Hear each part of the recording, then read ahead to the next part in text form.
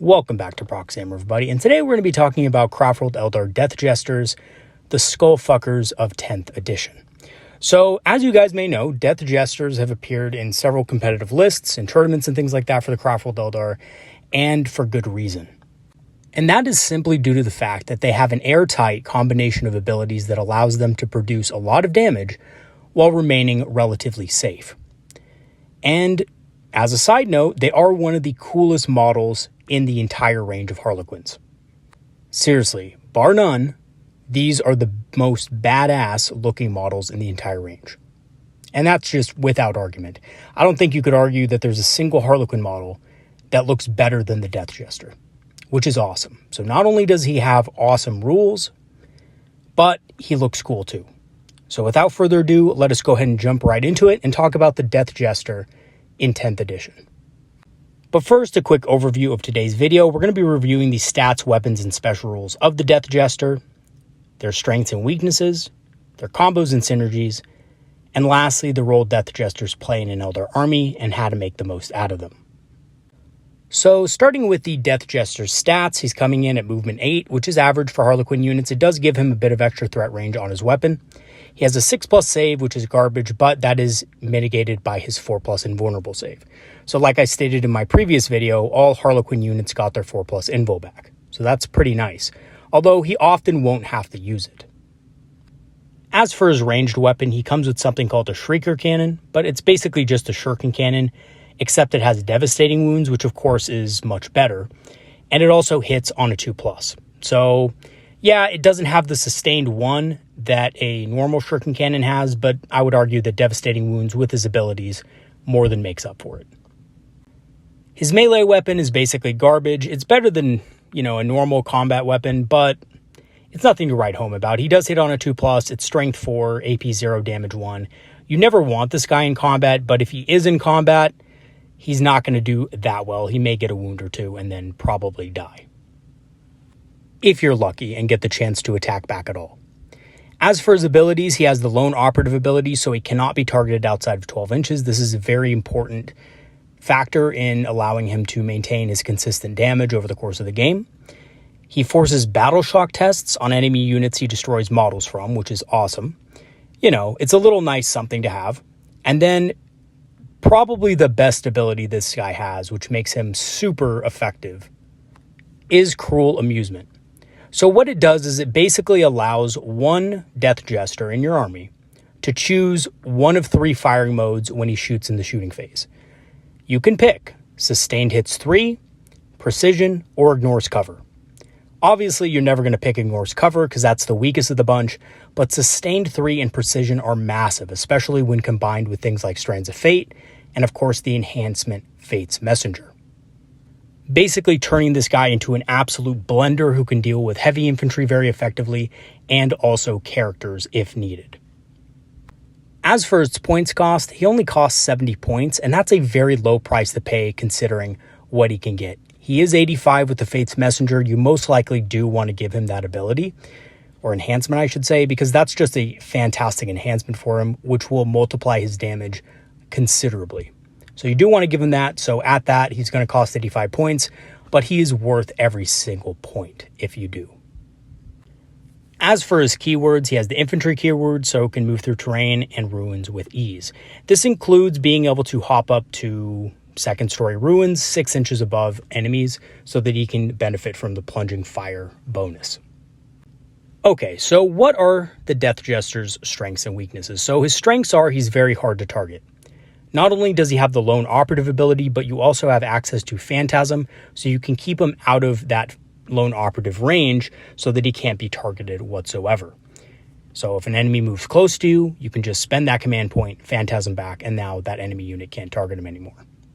He has very potent range damage against infantry, and also really good damage against characters.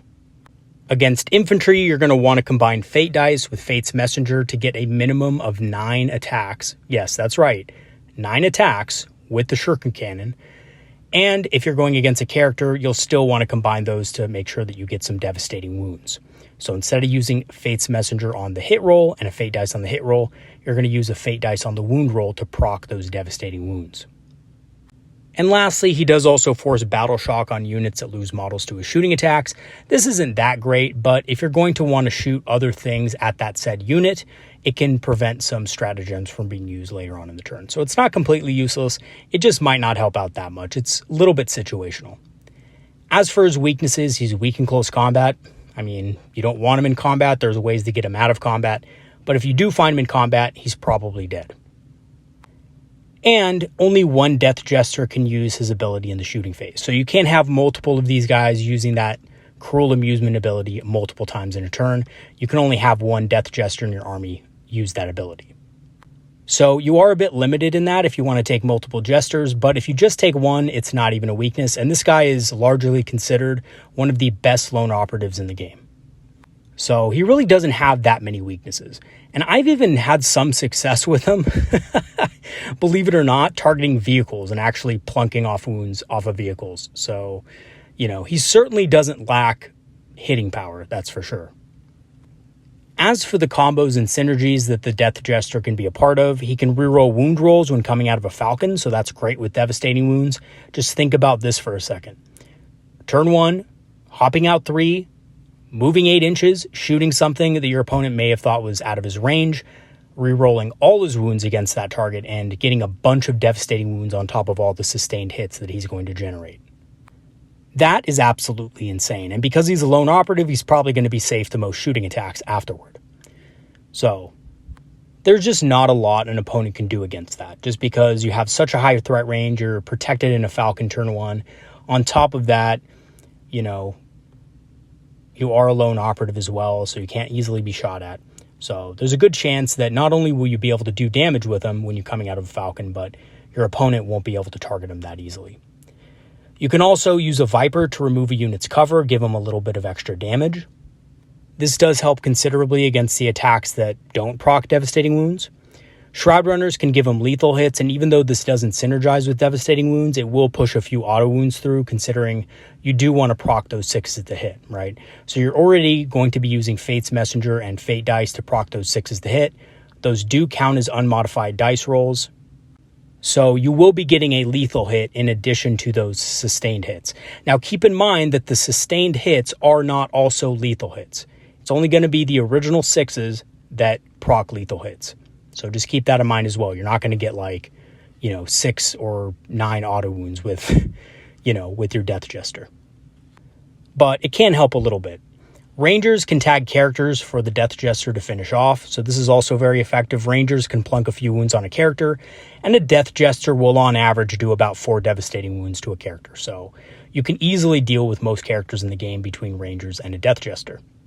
And lastly, Doom gives him +1 to wound, which is also really good against higher toughness targets, and means that he can go after things that are a little bit beefier.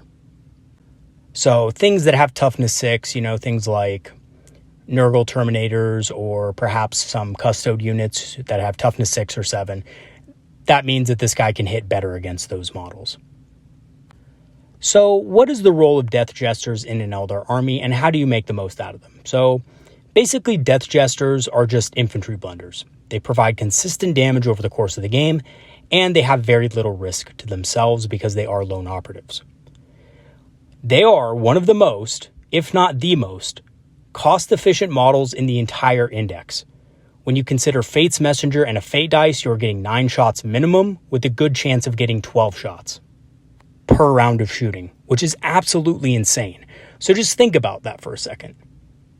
There's a good chance that this guy will be equal to 2 Warwalkers with shuriken cannons, and he's even better because he gets devastating wounds and he also has lone operative. So that's pretty insane if you think about it for the cost. He's also not a bad choice for controlling backfield objectives because he's extremely hard to target. He does have the lone operative ability, so if your opponent doesn't have units that can easily close with your backline, he is a really good unit to just sit in the back, especially if your opponent is relying on indirect fire to deal with your backline objective holders. And yeah, if you use him this way, you might not be able to get his shooting attacks in, but, in the early stages of the game, that might not be possible anyway. He can also pick off characters with a combination of precision and devastating wounds. He, on average, does about 4 to 6 mortal wounds to enemy characters when he shoots them. That is, of course, if you have a Fate dice involved and Fate's Messenger involved, which you should probably always have with this guy. It just boosts his damage considerably. So if you do have a Fate dice, you do want to be feeding Fate dice into this guy every single time you can. And lastly, he can boost his own damage even further with a bit of Plunging Fire, which is easy to get because not only does he have Lone Operative, but he can easily scale Ruins as he's infantry and he has movement 8. Okay, so here's a question I kind of wanted to address in this video, and I've heard it a couple places before, but I just wanted to kind of clarify with you guys if you should run more than one Death Jester. So I think even though you can run more than one Jester, and each Jester at 70 points is pretty efficient for what it does normally without enhancements and stuff, I just don't think it's that good. I think there's better options for 70 points if you're not going to give it, Fate's Messenger and use Cruel Amusement on him. Because remember, you can only choose one Death Jester per shooting phase to use this ability. And I think at that point, the Jester just loses a lot of efficiency and it becomes more of a maybe kind of unit. Like if you roll good, it can do kind of well, but it's not going to guarantee to be good every single turn. And I think that's really where the Death Jester's strengths lie, is that he is consistent damage over the course of the game, with the combination of Cruel Amusement and also the Fate's Messenger enhancement as well as Fate dice. So if you're not feeding those things into him, he's really just kind of lackluster. A single Death Jester may be good for holding background objectives, and you can certainly use them that way as a kind of a counter to indirect fire, but it's just not the most efficient way to use them. So you do have to also keep that in mind. And if you do want a unit that has a lone operative type of ability that is kind of more on the cheap side, consider 5 Rangers with Illic Nightspear. It is a little bit more expensive, but I think you're getting more out of Illic and 5 Rangers for that job than you are out of a Death Jester. So in conclusion, Death Jesters are an amazing unit with insane value. They do better damage on average than 2 Warwalkers with Shuriken Cannons and kill characters faster than Illic Nightspear, all for the low cost of 85 points. And yes, you do have to invest in the enhancement, and you do have to invest in Fate dice, but if you do that, you're getting insane value for the cost. And you're getting extremely reliable damage. Not only that, but his lone operative ability makes him incredibly hard to target and ensures that he will probably survive the entire game, and gives him a little bit of objective flexibility. So maybe you don't have any good targets that turn, but if your opponent has a lot of indirect fire, you can easily use this guy to capture and secure objectives in your own backfield. And that in and of itself has a lot of value. So, let me tell you about Death Jesters real quick, because I've used them several times and some of you probably have some stories about them as well. So, as it happens, earlier today, I played a game against Chaos Knights with my full Harlequin army. Now, I know what you guys are thinking.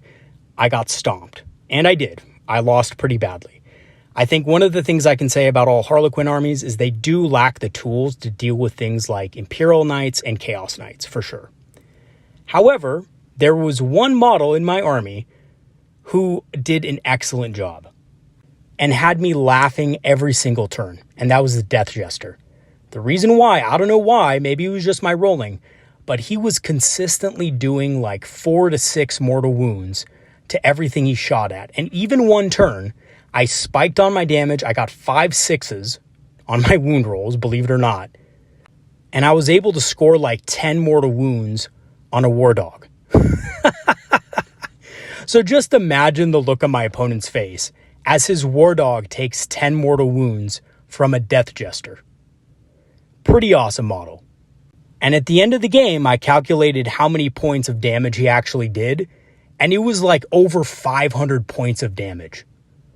Like, obviously he didn't just kill anything outright, but he did so much damage here and there to enemy war dogs and the bigger titans. I think they're called renegades or something like that. I can't remember the name, but just insane amount of value for the Death Jester. So Death Jesters, not only good against infantry, but apparently if you roll a little bit above average, can also be pretty decent at taking down bigger stuff too. And again, there's a little bit of a disclaimer here. I was really lucky with the Death Jester because the rest of my army wasn't really performing that well. And in fact, the only things that were doing anything were the Void Reavers, or Void Weavers, I should say, and the Death Jester, and everything else was just kind of bouncing. but I have to say, he impressed me a lot. And I can definitely see why he has the reputation that he does. So if you are thinking of bringing a Death Jester into your list, think no more. Go out today and buy a Death Jester. It is so fun to use. I can't even understate how fun the Death Jester is to use, and he's basically unkillable if you use him correctly. Between Phantasm and Lone Operative, he's rarely targeted and will get you value the entire game. And if you roll good enough, even against things like Chaos and Imperial Knights. And I just can't stop laughing. I just came out of that game. It was a pretty crushing defeat, I have to say. Most of my army was destroyed. I lost on objectives. I couldn't hold the middle objectives on the board, like at all. But fortunately, and by the way, just to let you guys know, the towering rule is kind of what makes it so hard for Harlequin armies to beat something like Chaos Knights and Imperial Knights. I think if towering got fixed, it would be a very even matchup, but because they can just see basically all my units from turn one, it isn't very fair.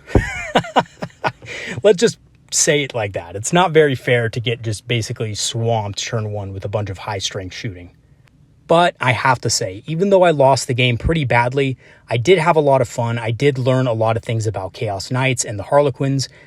And lastly, I learned probably the most important lesson.